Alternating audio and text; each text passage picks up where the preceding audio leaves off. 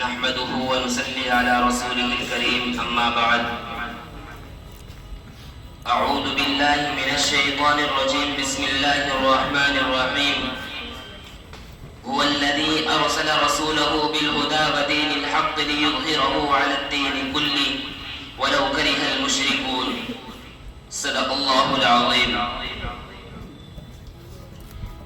دہکتی آگ میں تنکے نہیں گراتے ہم، شکستہ پیڑ کے پتے نہیں چھڑاتے ہم، ہماری خون کے چھینٹے بھی ملے گی سرحد پر، زندہ قوم کے پتلے نہیں جلاتے ہم۔ محترم سامعین اکرام، اس وقت ہندوستان کے مسلمان انسانی تاریخ دشوار گزار دور سے گزر رہے ہیں، مصائب و مشکلات کے طوفان میں بلا خیز گھرے ہوئے ہیں۔ ایک طرف اسلام اور اسلام کی کوشش کی جا رہی ہے تو دوسری طرف مدارس عربیہ کا پورا ڈھانچہ باطل کے شکنجے میں ہے، مدارس پر زبردست الغار ہو رہی ہے، عالمی سطح پر خلاف سے سرائی کی جا رہی ہے۔ کوئی دن ایسا نہیں گزرتا کہ فرقہ پرست تنظیم کا کوئی اہم لیڈر مدارس کے خلاف زہر سرائی نہ کرتا ہو۔ کبھی ان اداروں کو قومی دھاروں سے منحرف بتایا جاتا ہے، کبھی انہیں رجعت پسندی کا طعنہ دیا جاتا ہے۔ غرض یہ ہے کہ باطل طاقتیں کھل کر مدارس کے خلاف سامنے آ گئی، اور RSS نے آج پورے ملک میں نفرت و عداوت کا بیج بو دیا ہے۔ وشو ہندو پرشید نے آج پورے ملک میں نفرت و عداوت کا بیج بو دیا ہے۔ وشو ہندو پرشید نے آج پورے ملک میں نفرت و عداوت کا بیج بو دیا ہے، اور بجرنگ دل جیسی فاش تنظیم عالمی سطح پر مدارس حقانیہ کے کردار کشی میں سرگرم ہے، اور اسی پر بس نہیں بلکہ ان مدارس کو دہشت گردی کا اڈہ قرار دیا جاتا ہے۔ یہ مدارس تو دین کے قلعے ہیں، یہ مدارس تو دین کے قلعے ہیں، ان پر دہشت گردی کا الزام۔ افسوس صدا افسوس میرے بھائیوں، یہ مدارس تو اس قابل تھے کہ انہیں سینوں سے لگایا جاتا، یہ مدارس تو اس قابل تھے کہ ان کی تعمیر و ترقی میں ہر طرح کا تعاون کیا جاتا، یہ مدارس تو اس قابل تھے کہ انہیں سرز ساداب رہنے کی ہر ممکن کوشش کی جاتی، کیونکہ یہی وہ مدارس ہے جن کی کوکھ سے جنم لینے والے علماء کرام کے قربانی کے نتیجے میں آج ہندوستان آزاد ہوا، یہی وہ مدارس ہے کہ جن کی کوکھ سے جنم لینے والے علماء کے قربانی کے نتیجے میں آج ہندوستان آزاد ہوا۔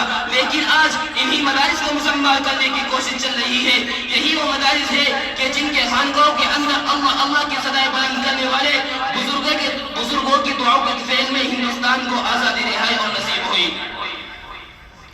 محترم دوستو، ہم پوری دنیا کو متعصب اور فرقہ پرست گروہوں کو چیلنج کر کے بتا دینا چاہتے ہیں کہ مدارس کسی قلعے کا نام نہیں ہے، مدارس کسی عمارت کا نام نہیں ہے، مدارس کسی بلڈنگ کا نام نہیں ہے جہاں کوئی طالب علم آتا ہے، جہاں پہ کوئی استاذ بیٹھتا ہے، چاہے وہ انار کا درخت ہو یا کھجور کا سایہ، وہاں مدرسے بن جایا کرتے ہیں۔ ارے مدرسہ تو ہمارا نظریہ ہے، مدرسہ ہماری شان ہے، مدرسہ ہماری روح ہے، مدرسہ ہماری جان ہے۔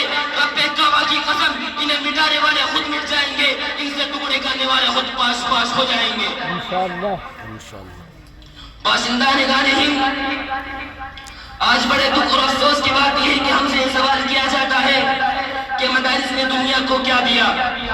کیا یہ سوال درست ہے؟ میں کہتا ہوں یہ سوال قطعاً درست ہی نہیں۔ سائل کو سوال کرنا ہی نہیں آیا، سائل کو سوال کرنا ہی نہیں آیا۔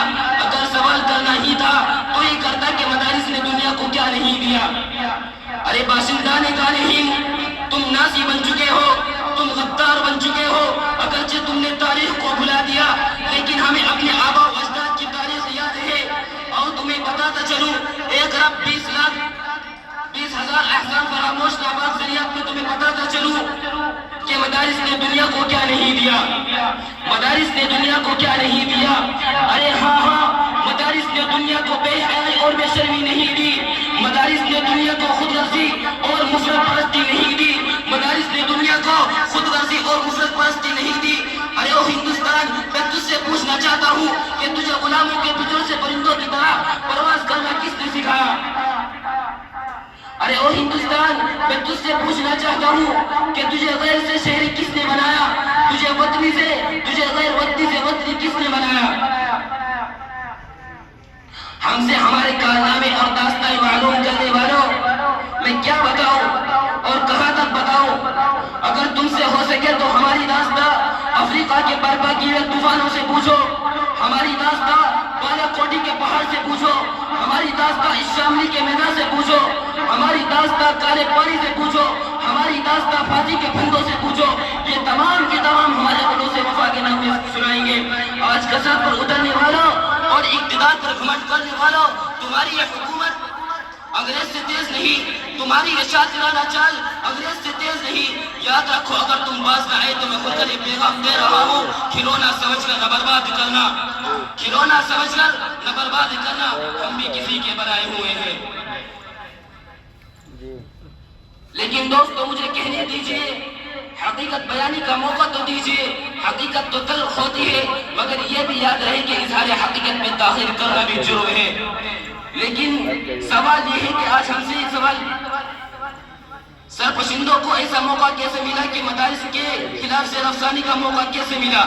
ان اداروں پر پابندی کا مطالبہ کرنے کی ان میں اتنی ضرورت کہاں سے پیدا ہوئی؟ کیا اس میں ہمارا قصور نہیں ہے؟ یقیناً ہمارا قصور ہے۔